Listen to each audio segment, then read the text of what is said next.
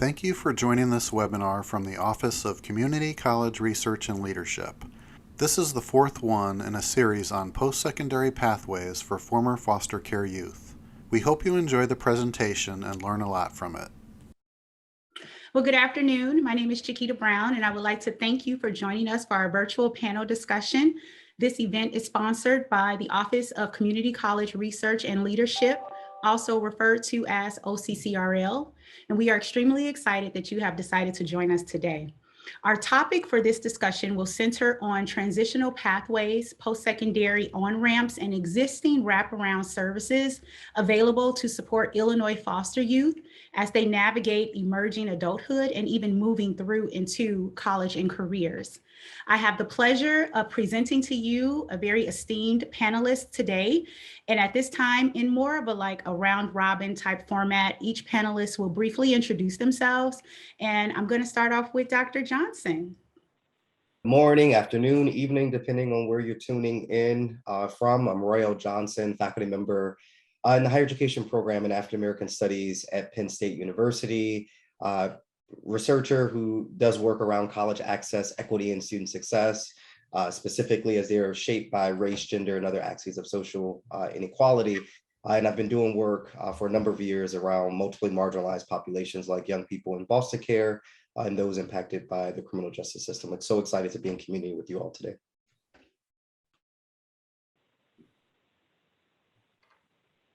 I'll jump in there. I am Dr. Deneca Avant. I am the interim director of Illinois State University School of Social Work. I am also the planning and development specialist of First Star Academy at Illinois State University and the associate director of equity and inclusion for the Center of Child Welfare and Adoption Studies here at ISU. Good afternoon. I'll go next. My name is Kim Peck. I'm with the Illinois Department of Children and Family Services. I'm the downstate administrator of our Office of Education and Transition Services. Good afternoon. I'm Sharva Hampton-Cambell. I'm currently the Student Affairs Coordinator at the School of Social Work here at the University of Illinois. My background is definitely filled with work with foster youth as a professional in the field of social work and as a foster parent of teens for about 21 years. I'm currently in my last year of my doctoral program at Governor State University in higher ed, and my research focuses on the matriculation and retention of former foster youth in college. Thank you for those introductions. And once again, my name is Chequita Brown, and I am the moderator for today's discussion. But before we get started, I would like to share a few housekeeping courtesies. First, if you don't mind, we ask that you please keep your mics muted and your cameras off during the discussions. Also, we have allotted time towards the end for Q&A. However, you are always welcome to drop real-time questions in the chat, which I will be monitoring, or you can hold your question until the end. Finally, this discussion will be recorded and will be accessible on the OCCRL's website. So without further ado, let's begin with our first question. In Illinois, there are a wide range of transitions and support services, and even programs to help foster youth move toward self-sufficiency and even thriving as adults. Can you share with us some of those resources that are available to our Illinois foster youth? And I'm going to start with that one.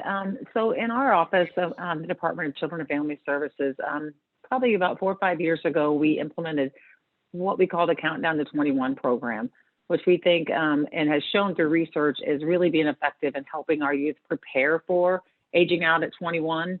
So we start with, they develop a transition plan, a youth-driven transition plan at age 17. As the name denotes, it's very youth-driven. The youth are very involved in this process. And then at ages 19 and 21, they actually are brought into what we call a Countdown to 21 meeting, where they, their caseworkers involved. There's a Countdown to 21 meeting facilitator who's kind of an outside independent party. That the youth are invited to bring any supportive adults in their life that they want to be a part of this meeting, and just anyone they think can contribute to ensuring that they have a plan for self-sufficiency. And again, these occur at ages 19 and 21. And then, all the wraparound services that our office provides, one thing they're also expected to do as part of this countdown process is participate in financial literacy training. And that is an expectation. But then in addition to that, they can also participate in life skills training if their Casey Life Skills Assessment deems that that's necessary and will help them build on the supports they already have, or any identified weaknesses. And in addition to that, to count down to 21, a very big incentive for the youth to participate in that process is then at age 21, when their case closes, they get a transition fund payment that's approximately $1,200.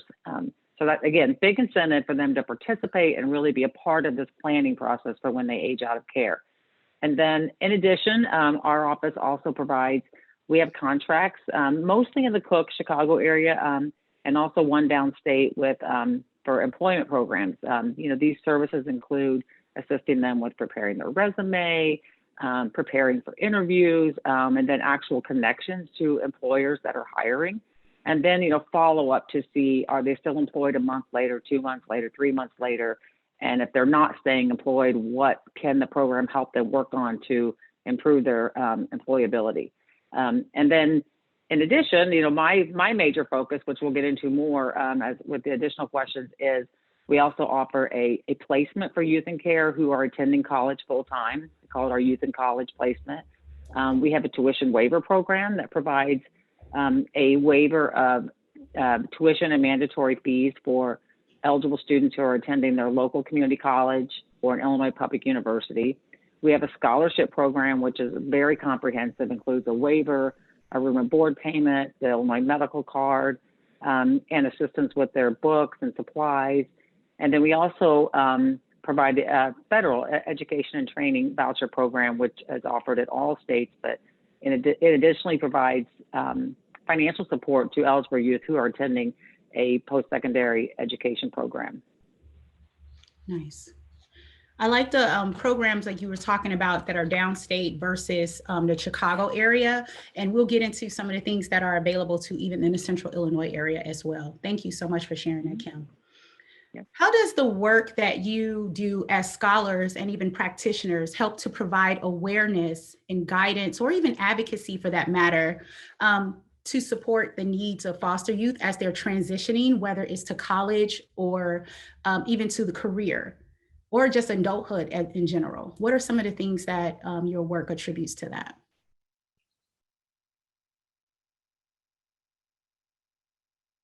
You're muted, yeah. Yes, keep forgetting that I'm muted. First, I think my work as a scholar will add to the current research body that focuses on the retention of youth in college. I think I'm providing, substance there, as well as my work as a practitioner to support foster and adoptive families with information about DCFS and community-based resources to prepare them for apply and to transition to college. In my current role, it gives me an opportunity as I'm meeting with students, and some are former foster youth, sharing with them resources that they didn't know about. There is such an array of resources available, and sometimes they don't have all of the information, or when they are transitioning, they don't feel like it's necessary or needed. Then when they're in a pinch or in a bind, they're searching, looking for that information. So being available as a resource to connect them, I feel like that's something that I continue to do to support them, to support foster youth. So I'll jump in and talk about First Star Academy as another resource. First Star Academy is a college preparation program, just by its title. It is actually one that supports the academic and social emotional goals of youth in care. We focus on the high schools solely. This program was established as a national model to improve the lives of foster youth by collaborating with child welfare agencies, universities, and school districts to ensure that this population have those academics, those life skills, and those supports needed to successfully transition into higher ed and adulthood. And so I mentioned my position as the planning and development specialist of First Star, but myself, along with a colleague, Dr. Doris Houston, initiated First Star here at Illinois State University back in 2016. And it is really to help not only support the high school youth in care, but also bring awareness to this institution that this unique population can obtain a college degree and can alter the trajectory of their lives despite the odds that are stacked against them. And so First Start is a national model. It is currently at 14 universities nationwide. And basically, it's making that connection to ensure that the youth have that bridge, so to speak, from high school to college. So at Illinois State University, our academy consists of monthly enrichment, academic enrichment, ongoing college prep and life skill classes. They receive mentoring, caregiver workshops are provided to ensure that the caregivers are also involved in this process and providing that support for the youth. And then it also consists of a 3-week residential summer immersion program where our First Star scholars are immersed into what college will be like for them. And so this opportunity assists with post-secondary staff learning more about how to properly support former foster youth, because we purposefully engage them in this process. We purposefully engage the entire campus community as mentors, as instructors, as guest speakers, and inviting them to attend our academy events. And we also connect with the high schools as well to ensure that our First Star scholars are on track for graduation. And then we serve as that advocate for potential services or tutoring or supports that they may need to assist with that.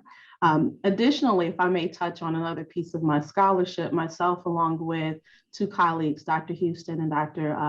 Amy Miller-Ott, facilitated research with former foster youth on their pathways to college success. And with this, we conducted semi-structured interviews, and we asked them, explain what helped you to prepare to pursue a college education, and talk about your ability to successfully navigate college life. And so we looked at the various resources that they were able to utilize to be successful and currently in college. And not to add a shameless plug, however, read the article. I needed to aim higher.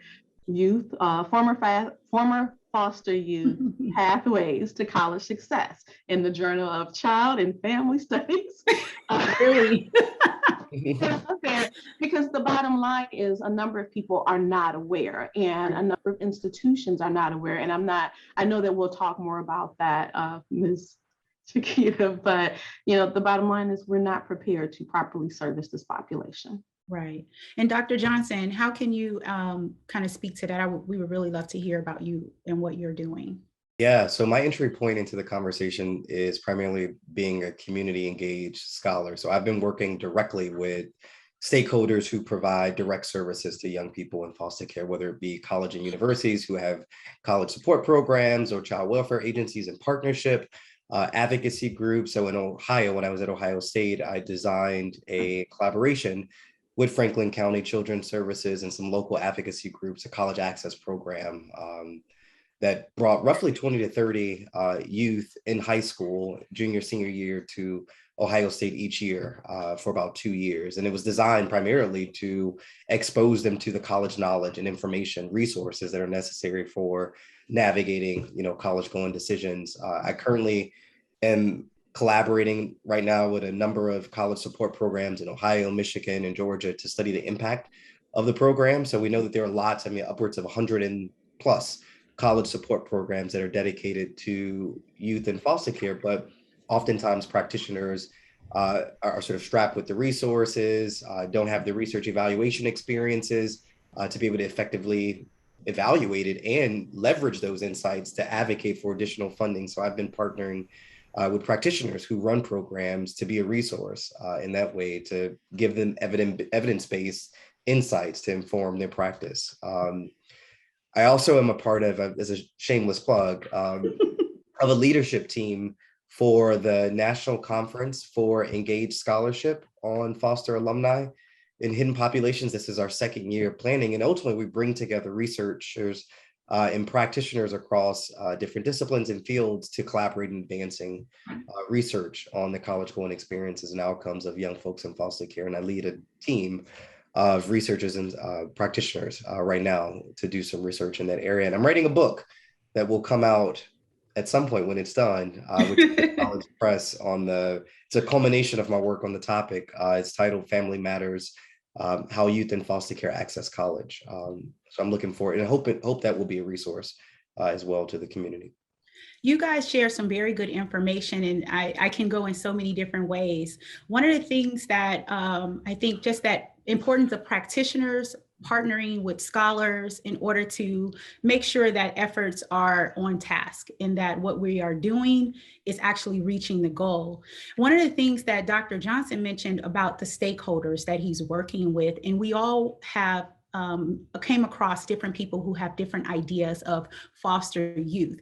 And so what I would like to just briefly for you guys to address, when you're talking to stakeholders or people in a community about foster youth, what are some misconceptions or ideas that sometimes you have to maybe correct or redirect in order to not have that deficit informed lens when we're talking about foster youth? I'll jump in first. Well, first, I probably need to look at this from two different stakeholders' point of view. So when I first thought about this question, I was going one direction, but now I also want to make sure I start with, I feel like a lot of times I have to make sure I point out that, yes, the statistics are somewhat grim when you look at data on former foster youth or youth in care successfully completing post-secondary education. But from one who gets to work with our youth very directly, I also always want to point out that we also have lots of success stories too. And we have lots of very driven, very eager, very committed youth, both still in care and formerly in care. So I always want to make sure we point that out as well, to not always just dwell on the struggles or the ones who struggle greatly. And then I also would always want to point out that when you're looking at stakeholders as being foster parents or youth in care or caseworkers in our child welfare system, unfortunately, there's a misconception out there that DCFS pays for college, and if you're in foster care, then you can go to college for free. And that can cause a lot of issues, frustrations among youth in care, especially when that's really not correct or an accurate statement to make. I always try to re-educate staff and youth that DCFS does not pay for college, but youth in care and youth who age out of care have a lot of resources available to them to help them financially support themselves to get a post-secondary education, including, first and foremost, they must file the FAFSA every year on October 1st, that's, or as soon thereafter as they possibly can, because I stress to them that that federal Pell Grant that they're going to receive is very substantial and can go a long ways towards it. Like, can basically pay for an education at a community college or their local community college, so they can essentially get an education for free at the at the associate's level, or if they're going to a career technical education program at one of their community colleges that is Pell eligible, or there's also the Illinois Monetary Assistance Program that our youth in care are going to qualify for, but it's first come, first serve. And so it's depending on how much money the Illinois legislature appropriates for that program, the money runs out, rather quickly. And so even though youth in care are eligible for it, if they don't apply early and get, kind of on that list for funding, then they're going to miss out on those really important funds that can help, help finance their education. So I always stress to youth, it's not DCFS paying for your college. It's this combination of federal financial aid grants, Illinois state MAP grant. If you're going to whatever institution you decide you're going to or university, it's really important that students get on those actual websites and look to see what scholarships are available that the institution provides. And what they may qualify for or what they may be able to compete for at that institutional level to additionally fund their education. And then in addition to that, the department does, as I mentioned earlier, we have a scholarship program that they can compete for, and the department awards 53 scholarships each year, but it is competitive. We usually have around 250 students apply, and the department awards 53. And that scholarship does include a tuition and fee waiver, Illinois Community College or an Illinois Public University. It includes a monthly board payment of $12.73, which is significant, and it's greatly increased over the last year, thankfully. And it includes the Illinois medical card. If they do not, if they compete for our scholarship and are not awarded one, or even if they don't compete for it, youth in care or who aged out of care or who went to adoption or guardianship at any age are also eligible for a tuition waiver. It's just a waiver, and it's just eligible again at Illinois Community College or public university. But so again, I say all this to say that even though that's why youth get frustrated sometimes when they're like, well, I was told I could go to college for free because I'm in care. Okay, you have lots of options available to you is what I tell them, but it's not, you can go anywhere you want and it's free. So I just want to make sure, I always say, don't put that misconception out there, because we need to make sure we're informing our youth of what is available to them and that they can go to college, and post-secondary is very attainable to them. But I also don't want to set them up for failure, and I don't want to set them up to be burdened with a lot of debt because they weren't well informed and weren't aware of all the resources that were available to them and made a good decision on where they should go to school based on the finances that are available to them. I think you bring up a very valid point, especially when it comes to public colleges and university versus private.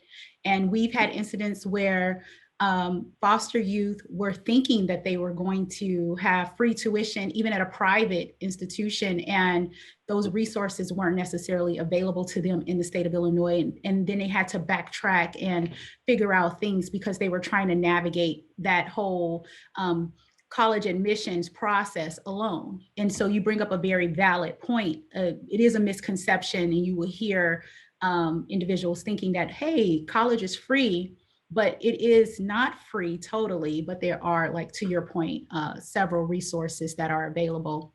We'll hear from one other panelist to see what are some misconceptions that you have found that you have to address or correct or redirect, if you would. So let me just amplify a point that Dr. Avant mentioned earlier about people just not knowing. There was a poll a couple of years ago about that reported somewhere 80-something% of folks in the US know little to nothing about the experiences about foster care generally. And included in that statistic are people who work in higher ed, those who are student affairs practitioners, work in student affairs, who are charged with delivering, support services and meeting the needs of a diverse group of students. And that's an issue, and we ought to be concerned about that. The other thing is that what folks often do know is very stigmatizing, is very pathological. It is, folks are not aware of the wide range of reasons why people get placed in foster care. Sometimes folks think that, it's something on the part of the student. They're bad, they're, a juvenile delinquent, but folks' parents can, pass away and be placed in foster care, certainly concerns with abuse and neglect and so forth. And that has implications for how youth in foster care see themselves. So stigma operates in multiple levels, whether it's at the individual, interpersonal, and how they interact with folks and what they're working through, in their mind of how people are reading them. That has implications for whether or not they self-identify and take advantage of resources that are available to them. Stigma operates at the institutional level on forms and so forth. So I think some of it is the lack of awareness, and those of us who work in higher ed have to do better to familiarize ourselves with the foster care system, the reasons why youth get placed in foster care, and the implications for their educational experiences, understanding how trauma and the trauma of being placed in foster care and what that might mean for how students show up on our campuses, whether or not they take advantage of resources. Are we, adopting trauma-informed care approaches in our student affairs advising? So I think there are lots of opportunities to push back against some of the misconceptions that folks have of youth. right now we're kind of in that post-secondary pathway phase. And so I want to continue the conversation there. And even to your point, Dr. Johnson, you know, we have both 2 and 4-year institutions, community college, which are great pathways for foster youth for numbers of reasons. And we'll get into that hopefully a little bit later. But wanting to talk a little bit about how at 2-year and 4-year institutions, to your point, foster youth are not always recognized as a student population, unlike our first gen or even like, some of our low-income populations, right?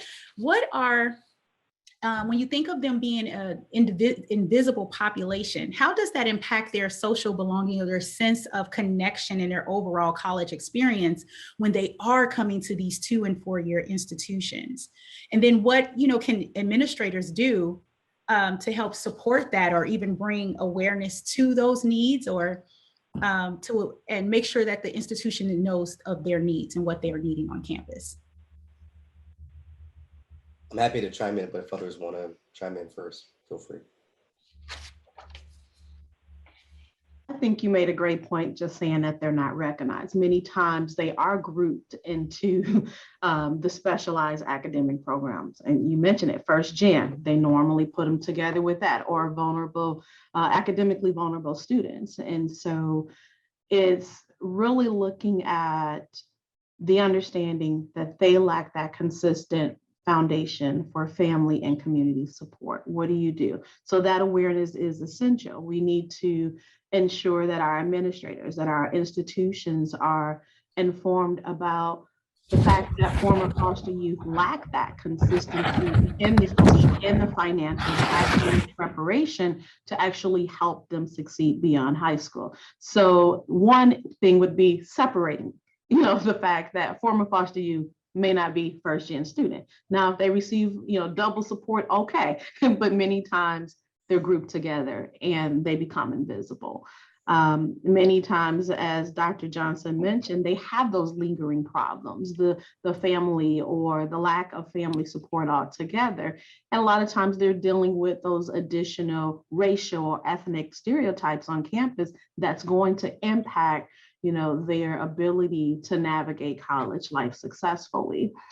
So I think ultimately it has to start from the top down, and it has to connect across the different campus disciplines and student affairs so that this population is provided those supports from each area that they're attending to. On Illinois State campus, we do have a group that is initiated through the School of Social Work. However, we allow the population, the youth in care or former foster youth to actually run the group. And it's providing those supports. It's bringing them together and providing those resources that they may not be aware of. But we can't do it alone. So it needs to be something that other entities and units across campus are actually implementing as well. But there's that lack of knowledge piece.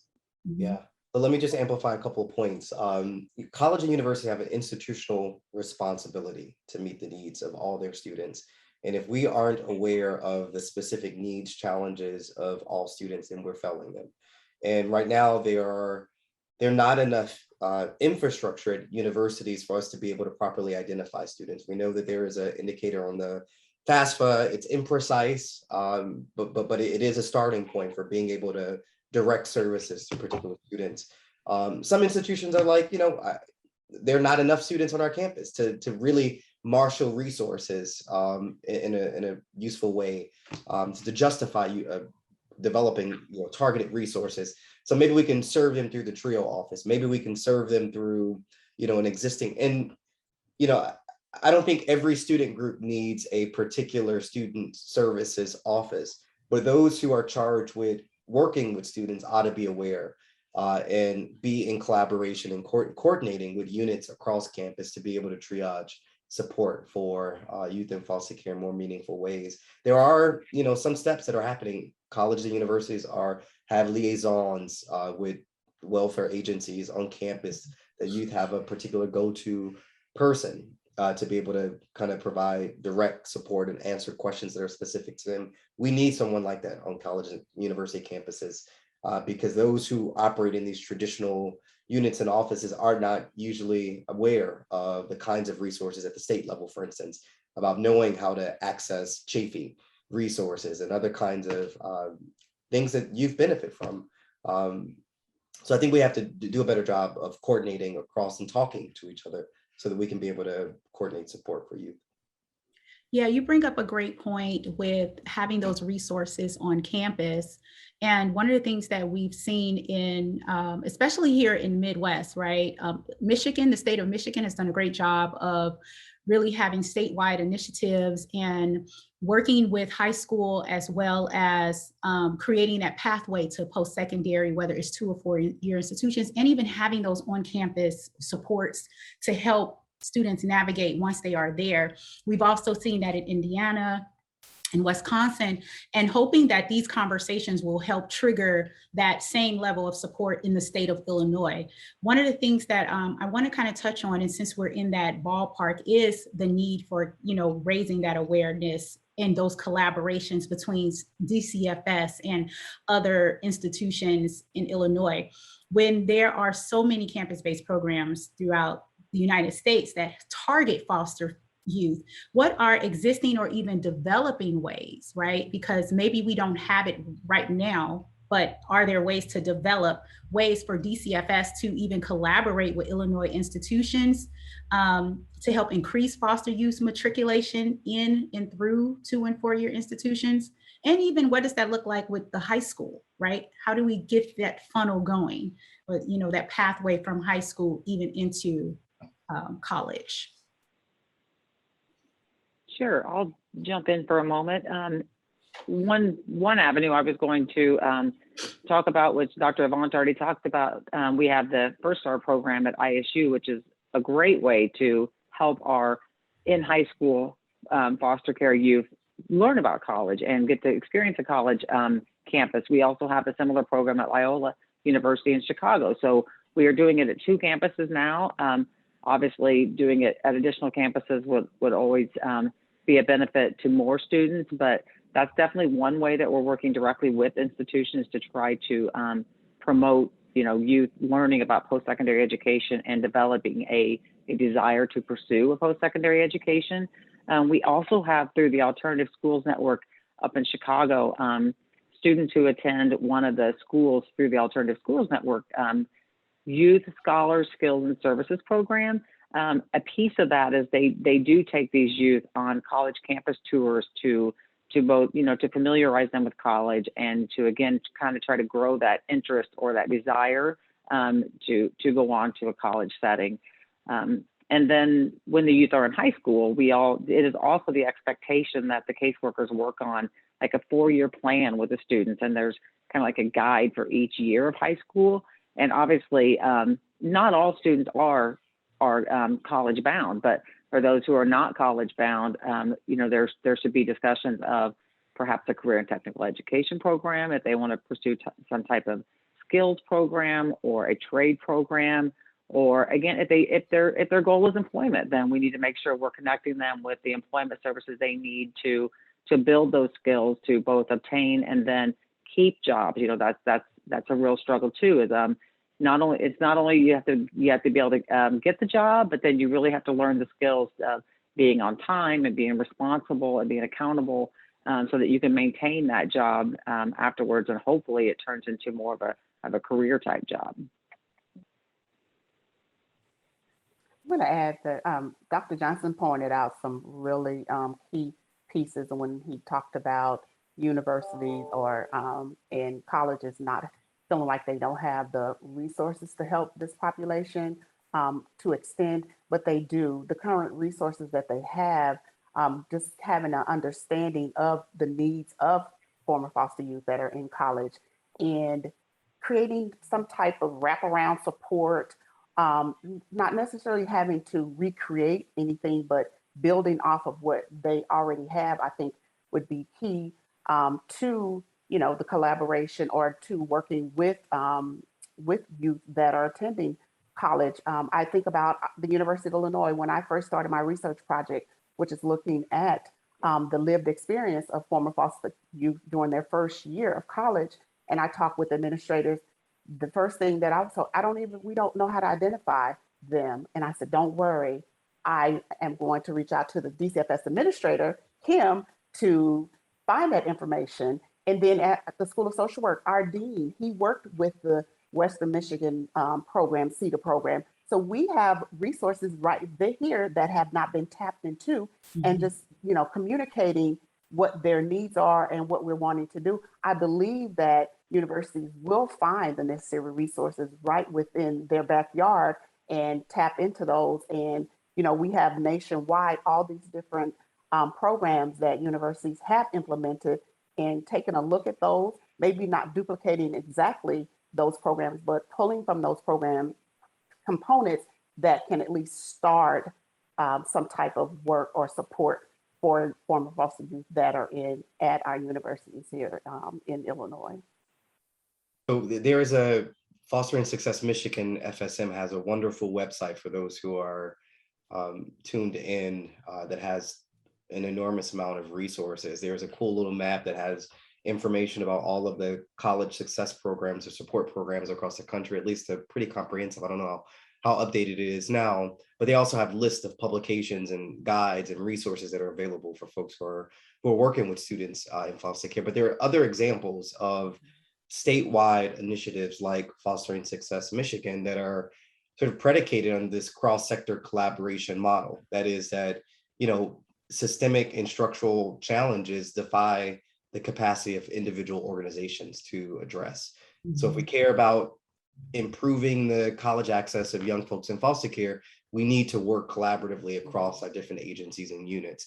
So it's this idea that we're bringing together child welfare services, K-12 education, higher ed stakeholders to really coordinate and strategize so that our systems are talking to one another. So we're investing, collaboratively in this effort. And Ohio Reach, Texas Reach, a lot of institutions have the Reach modifier behind it. So there are tons of examples available online. Definitely check them out. I think that's one strategy that we kind of coordinate a statewide response to issues related to college access. So if I may, thank you so much, Kim, for mentioning First Star. That's definitely an access, an avenue for our high school students. And just to press that point further, our scholars participate in college success and life skill courses monthly throughout the academic year and daily over the summer. So that's really our program in a nutshell. But I can't mention that without mentioning some of our challenges, because when you say that, and we have this great program that's been going for 4 years, recruitment has been an issue that we have to be honest about. I mean, you mentioned the fact that we have the Chicago Academy, but being in Central Illinois, that presents additional challenges that we are dealing with the youth in care in this area. So recruiting and locating the college-bound, high school youth is definitely something that continues to be difficult for us. The fact that Central Illinois is we cover such a broad area, and we have to limit it to like a 75-mile radius, that minimizes the amount of access that we have to potential youth in care. And then our biggest thing is that publicity. We can connect with caseworkers and schools and community agencies, and regardless of how much information we share or follow-up phone calls or what have you, application packets, we continually hear that, oh, wow, never knew this program existed, and so it continues to be a problem in terms of getting access to potential youth so that we can assist with that transition to post-secondary education. And then sometimes, we can't rely solely on caseworkers, a lot of transition that goes along with that, or even information in the youth placement.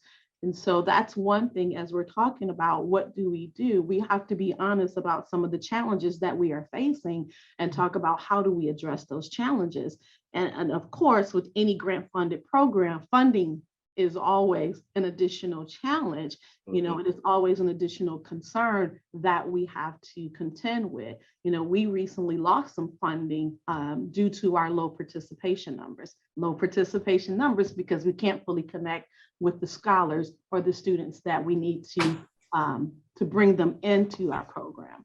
And so as we're talking about that, we're talking about communicate all these resources. That's a big deal. We have to communicate that this is a program that's available. How do we get the youth or the students so that we can bring them in and that we can support them throughout high school, so that we can support them and help them to transition to college? And how do we support this program and the sustainability of this program, which would be funding and access to potential youth?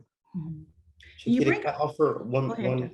Go ahead. So the Every Student Succeed Act, their most recent reauthorization required that child welfare agencies now should collaborate with education organizations to kind of reduce school mobility issues. And that's important because it gets at some of the issues that Dr. Avant mentioned in terms of the informational barriers. If you're constantly moving across different schools, which often, is the case for young folks in foster care, if they're having placement changes, that has implications for their college knowledge and the kinds of information and resources that they're getting access to at their schools, but also just that social workers sometimes are gatekeepers, especially for our racially ethnic minoritized youth. And the youth that I've talked to and interviewed over the years talk about some really troubling experiences with social workers and them operating as gatekeepers and not giving them information about college going and not providing them resources about how to access SHAFE funds and other supports that are available to them. So there is some federal momentum right now to think about how do we keep kids within their schools so that they can have maximum opportunities to perform academically, but we also need to be thinking about what's the professional learning experiences, development that are necessary for other stakeholders who work directly with youth, especially those who have minoritized identities, and the role of bias and how that plays in being an arbiter of resources or not. That's a very valid point, especially when you know that there is a population that, like foster youth, that are in need. And one of our guests raised a question that is in line with, I'm frozen, it looks like, but hopefully you can still hear me. But one of our guests raised a question that's in line with this discussion. He says that I'm a high school administrator, and how can I get access, to this information to help our students access these services? And to your point, Dr. Avant, it's like, hey, we have these resources available, but the schools may not be aware. So can someone speak to how we can make sure that high school administrators are aware of the supports that's available for foster youth and youth marginalized student populations? Well, for first, I would just jump in. Well, go ahead. Go ahead. I was just going to jump out there first and say that and I, from the state perspective, from DCFS perspective, I would encourage you to always look at the DCFS website, because all of our post-secondary programming and K through 12 programming support services are available there. I'll be the first to admit it's not some parts of it are a little more challenging to navigate than others, but there's also a great private organization called Foster Progress Illinois that has a website that I think is very user-friendly, and they coordinate with me a lot and make sure that they keep the data or the information up to date on there about services and programs that are available to foster youth, both through DCFS and then also through private resources or community resources. So I would suggest both of those resources to get information from. Sorry, Dr. Avant, your turn. No, just to respond in regards to First Star, we are constantly reaching out to school districts, to the administrators, providing recruitment information, posters, application information, in addition to the community in general. So if that means we come out and do a 15-minute or 30-minute presentation on who we are, we're more than happy to do that. That would help get the word out, but we definitely send packets. We do follow-up calls. It's just, if there's other suggestions, we're open to it because it helps everyone. I want to, as we're wrapping up, we're going to be wrapping up very soon, but if you have questions to our guests, please feel free to drop them in the chat and I will ask them to our panelists. I think that we have talked a lot about post-secondary pathways, specifically at four-year institutions and different resources that are available.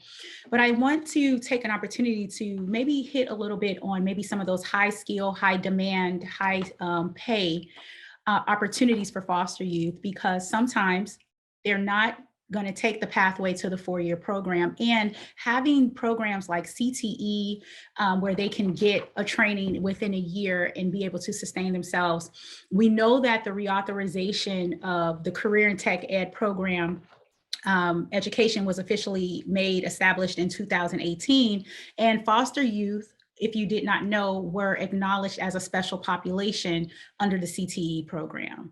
And so I would love for the panel to talk about ways in which we can even increase that awareness for foster youth to have an understanding of CTE programs, maybe the benefits of, those type of pathways and what type of supports are needed to maybe help with that matriculation through into those CTE programs, even beginning in high school. What would that look like, and how can we strengthen those pathways?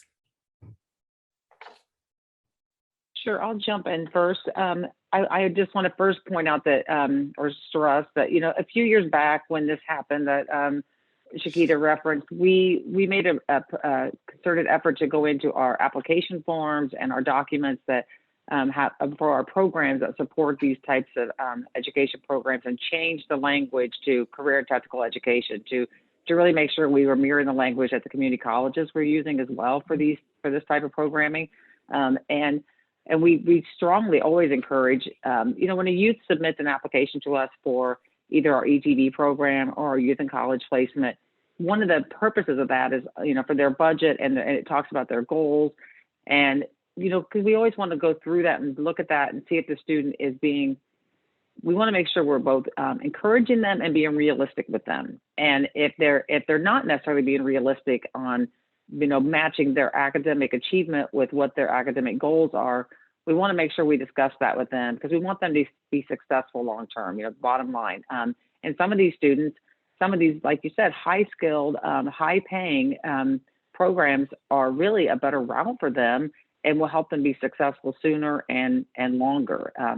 So we try to make sure that students are aware of those options, and that these programs, ETV funding is available to students who go to CTE programs, as long as they're accredited by the U.S. Department of Higher Education, or youth can be in our youth and college placement and be in a CTE program as long as they're attending full time.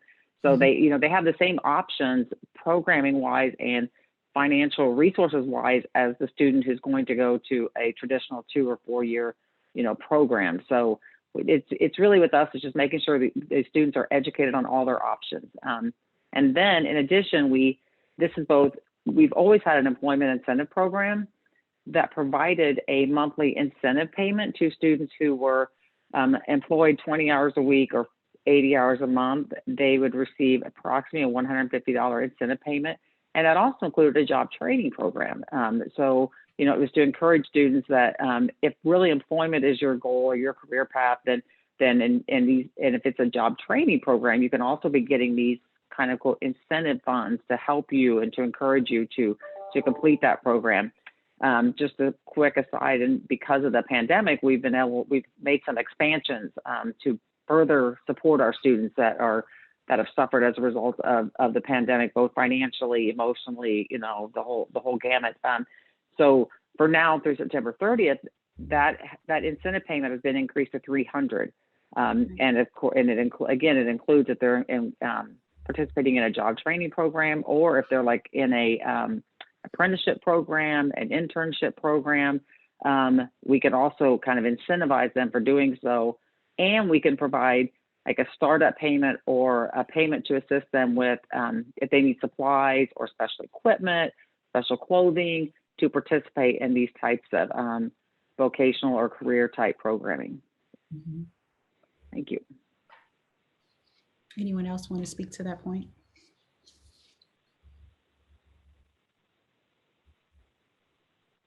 I can always talk about Fresh Start. Well, that's the platform, so Well, In the interest of time, I will just say this. Talking about career goals is definitely a component that we look and we dive deep into, because we know college may not be for everyone, but we want to help prepare our scholars. And so we do include that. We include mentors who are working in the various fields that our scholars may be interested in. We do business tours. So we understand there's different pathways, and that's a major component. We've had youth who were interested in the military. We had youth who was like, well, I do not want to go to college, but can you help me do that? Absolutely, because I want you to be successful. And we need to have that transition to adulthood. And so that's definitely a component of First Star. And I'm going to stop right there. No, thank you for that. One of the things I want to touch on before we wrap this up is the fact that research indicates that over 70% of foster youth desire to go to college. When you think of that number, it's like, wow, they really do desire those post-secondary pathways. They desire to have a better life, right? Life outcomes and goals. However, only between 3 and 11% actually graduate from college. And so you see the difference between desire and actually accomplishing that goal. I think before we leave, I think it's important for us to talk about that from a high school perspective, as well as for post-secondary. And when we think of high school foster youth, what are those challenges or even opportunities that might exist when it comes to that desire to go to college versus actually transitioning to college and beyond? What are those barriers? What are the challenges? And even what are the opportunities that may exist for that high school student? I think Dr. Johnson mentioned addressing some of the childhood trauma.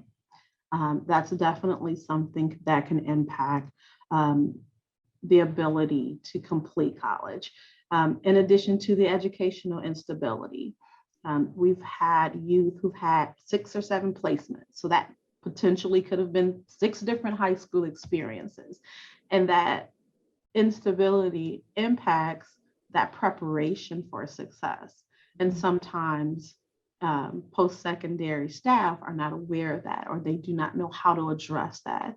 Or it lengthens their time in college, which increases the possibility of dropout rates, and just, among other experiences. But there's definitely a lot of those underlying challenges that could impact the ability to be successful. And it's also allowing that youth to express what their lived experiences are, what their needs are, so that they can be properly addressed. Mm-hmm. So one thing I'll just Yeah, add, in educational and sociological research, we often distinguish between educational aspirations and educational expectations. So though one may aspire to go to college, they may not be able to reasonably expect to go to college based on their circumstances, based on information and so forth. So I find that while youth in foster care have considerably high, educational aspirations, when you control for confounding factors, what they expect of their life sometimes is not that, given the predicament, the messages that they've internalized from folks who have, instilled negative and stigmatizing sort of perspectives in them, the communities in which some of them may have been exposed to or grew up in, and then there are other kinds of challenges, the role of teachers, the role of social workers who play a role and make decisions about who gets access to what information based on what they're working through and their stereotypes of certain students and how, and what their sort of educational trajectory may look like. Academic placement issues, educational instability, all of that cumulative trauma. So if you experienced abuse, neglect, or lost a parent, that's traumatic. If you get placed in foster care, that's traumatic. Mm-hmm. And that accumulates over time and has implications for mental health challenges, lack of mental health resources and support, misdiagnoses too that happen, especially for our Black, Brown, LGBTQ, and other minoritized groups that happen, and it shapes their perspective and distrust of institutions and people who represent these institutions. And you bring up a very— I would echo, can I just ahead. echo quickly? I just echo quickly a lot. I mean, I would echo all that Dr. Johnson just said about the institutions and the trauma and that. Then I would also add that something I see a lot from this side too is and it's oftentimes no fault of theirs, but we have caseworkers in our system who have never had a college age youth or a youth on their caseload that is perhaps desiring to go to college. So they have a lack of knowledge about what's available to the youth. And so that might then translate into a little motivation or a little encouragement being given to the youth to pursue that goal. So that can sometimes be a detriment to the youth. And then you have to think about, I've seen where the whole, what a difference a foster parent can make is if you have a foster parent who, is just, very much believes in college or some type of post-secondary and is pushing it the entire time that foster child is part of their household and is very supportive of it, then it's obviously going to make a big impact on what that youth pursues. And so I'm constantly telling foster parents that I do come in contact with, I'm like, wow, you were awesome. I just want to thank you for being so supportive because I'm sure you're a huge piece of why this student is where they're at. So unfortunately, I think that can then be a negative impact on youth who don't get blessed with that same type of, foster parent or case giver who's just very committed to the post-secondary process. And then once they are on campus, right? Once for those to Dr. Johnson's point, those who actually make it, who have the aspiration and they make it, what are potential challenges, right, that they are likely to face? And what can Illinois colleges and universities do to help alleviate some of those barriers to bolster that academic retention and hopefully successful degree completion? I want to piggyback off of something first that Kim said about foster parents and their support with, youth transitioning to college. In my current research project, I've been interviewing foster youth who've completed their first year of college. And what I'm finding is that those who foster parents were college educated have more knowledge to support them during that transition, and those who their foster parent did not have a college education, some sought other members of the family who were college educated to help them in that transition period was easier for them because the information that they didn't know, they could reach back and ask those individuals. However, when they stepped on campus, each one of them said, oh my God, what do I do now? Who can help me? Where do I go? And they started looking for resources. Some of them had that innate ability and resilience to just, pound the pavement and find what they needed, and others did not. And some fell into some academic issues or personal emotional issues that impacted their progress, and then support services were put in place.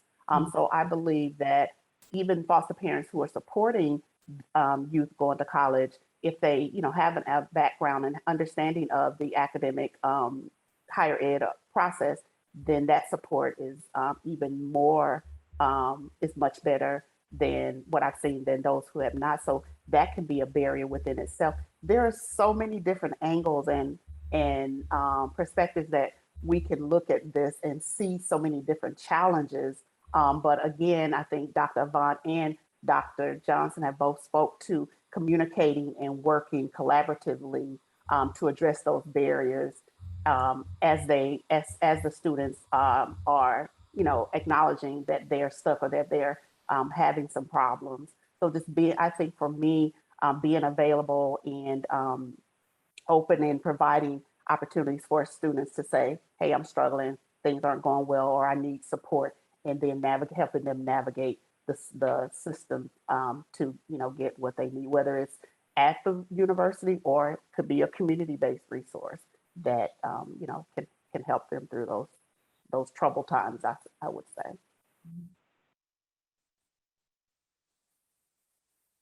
I'll just add that, college and universities privilege students who come from traditional two-parent households, and we have a lot of work to really broaden and define family in more inclusive ways, from our new student orientations and welcome weeks that, bring your parents, our moms and dad weekends and so forth that are marginalizing for youth in foster care, that have implications for whether or not they show up, whether or not they are in the spaces and the seats to take advantage of the resources that are available to them. Youth who age out of foster care in particular, who don't have that sort of safety net or navigating, college going decisions and accessing college independently. We have to do more to connect with them early on. So whether it's through college access programs and initiatives that bring students on campus early, connect them to specific resources that are available. We need to demystify and destigmatize access and usage of mental health services, and let students know it's okay to not be okay, and that there are resources available to help support them and navigate difficult moments and challenges in college. Academic advising, all of our support services need to bring a critical eye to the role of trauma and how that impacts students' experience, how it impacts faculty. Those of us who teach in academic programs have to be sensitive to students' needs. And, there are lots of challenges in getting students to identify, and, we have to figure out better ways to identify them early on and be able to triage support to them throughout their experience. And when they're getting ready to graduate from college too, I know we're out of time, but one of the things that I've observed recently and hearing students talk about their experiences is that graduating from college too is also like aging out of foster care all over again, because now I've benefited from this wonderful college support program. I have, staff who work in the program who are my people, they look out for me. But now I'm nervous to go out into the world again, and I'm losing that safety net again. So, just as much as we've been concerned with how do we get students to college, I think we also have to kind of give some thought to how do we support them in transitioning out of, and I've been, the programs that I've worked with to study, I've been encouraging them to think about how do we track students' outcomes longitudinally too, so that we understand beyond graduation how they're faring, how they're navigating renting a place for the first time, negotiating a job offer. These are other kinds of adult decisions that are now into play. And again, they may not have that sort of safety net to navigate that. So sorry, I know we're a little out of time. No, that was very good. A great way to bring us to, we've had a rich conversation, I would say. But what I would like to do is just, as we prepare to wrap up our discussion, what are any final thoughts or call to action you would like to share in terms of strategic supports for current and former foster youth, or just whatever it is that you would like to share with our audience before we wrap up? And I'll start with Dr. Avant. Hey, Dr. Johnson he just put the pin in it. Honestly, I really think we need to commit to joint planning and implementation of some sort of long-term statewide infrastructure that links all of these supports before in the high school time frame, supports during college and after the college enrollment, just that transition from college. I think he just wrapped that up. Now, what that looks like and those that need to be involved, that can include, foster parents, it can include educators, it includes the youth, of course, it can include the community members, the institutions, but it needs to happen to have those various stages of support. You can't forget policy. Policy, yes. Get the state and involved. Financial support. Yes, the investments. So more like a wraparound approach, bringing everybody to the table that, so it's all inclusive of those and how they impact the lives of the foster youth in whatever capacity that can help them be successful at the secondary, post-secondary, and into the adult life career development. Yeah, I'll just say that there's so many state examples already of many of these happen so organic. Just a group of people who come together and say, here's an issue. We don't know what to do about it, but we're concerned about it. And I know it implicates all of us. So what can we, how can we routinely communicate and be in conversation? So we're aware, even just at the surface level, what's happening within our respective agencies and institutions. So if folks are listening and thinking about what you can do, I think folks can invest in their own professional learning experiences. If you work with on college and university campuses, if you're a high school counselor, teacher, and so forth, you ought to know about the experiences and issues that young folks in foster care are facing, so that you can, expand your sort of arsenal to be able to support them And if you're in a position of power and work with an agency or in the education system, you ought to be thinking about who are those point people who we can bring together for a call, for a Zoom, to say, look, the issue that we're experiencing here is implicated over here and over here. How can we better coordinate and be in communication in order to support youth? I think that's sort of how it happens organically. And there's so many examples, whether it's Foster Care Michigan, Ohio Reach, and thinking about policymakers as part of that conversation too. Who are the key stakeholders in policy, child welfare, K-12 education, community advocacy groups, and higher ed, to come together to be in conversation about this. Kim, anything Yep, before we and- wrap up? Yep, just my closing is, again, echo obviously what all my other panelists have said, but I would also just say that, I feel like our biggest charge, like my post-secondary team at DCFS, is our continued challenge and charge to make sure that all of our our youth in care, our caregivers, our caseworkers are informed about the options that are available to them, the resources that are available to them, and the support, so that they will choose to pursue something post-secondary, whether it be career and technical ed or traditional college. But until I no longer hear, oh, I didn't know that was available to me, or oh, I didn't know that was available to my youth, we still have work to do. So thank you for this. And events like this, I think, are just critical. I think it was a great event, Chequita. Well done. Thank you. And it is true, we still have work to do. Once again, I'd like to thank our esteemed panelists and you, our audience, for joining us today. We hope this information was useful and that it will spark further conversations regarding transitional pathways for foster youth. In the coming months, OCCRL will continue this discussion with a follow-up panel featuring current and former foster youth. We want to make sure we amplify their voices so that they can share their experiences while navigating to adulthood and beyond. Thank you for joining us for this discussion on post-secondary pathways for former foster care youth, a project of the Office of Community College Research and Leadership, or OCCRL, at the University of Illinois at Urbana-Champaign.